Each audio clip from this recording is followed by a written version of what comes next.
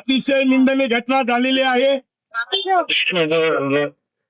उल्हासनगरच्या 5 मध्ये 135व्या जयंतीनिमित्त महामानव परमपूज्य डॉक्टर बाबासाहेब आंबेडकर यांचं पुढे भारतभर बाबासाहेबांची जयंती साजरी होत आहे.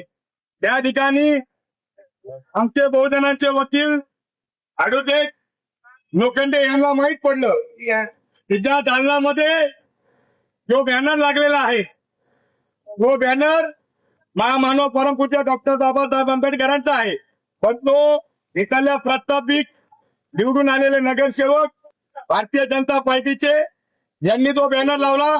पण बॅनर लावत असताना यांच्या भारतीय जनता पार्टीचे आमदार, खासदार, मंत्री व मुख्यमंत्री यांचा फोटो वरती लावण्यात आला.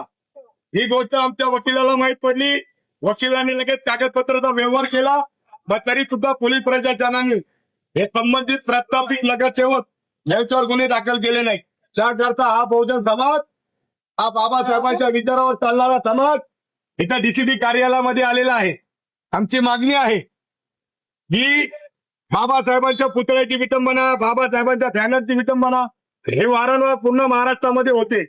या घटनेचा आम्ही जाहीर निषेध करतो. संबंधित जे गुन्हे आरोपी असतात त्यांच्यावर कठोर कारवाई नाही झाली. हा छोटा मोर्चा आहे.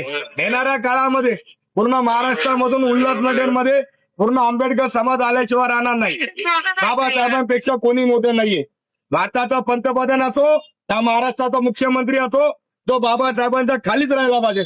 बाबासाहेबांच्या नाव वरती कोणी आहे ना कोणी होणार, म्हणून डॉक्टर बाबासाहेब आंबेडकरांचा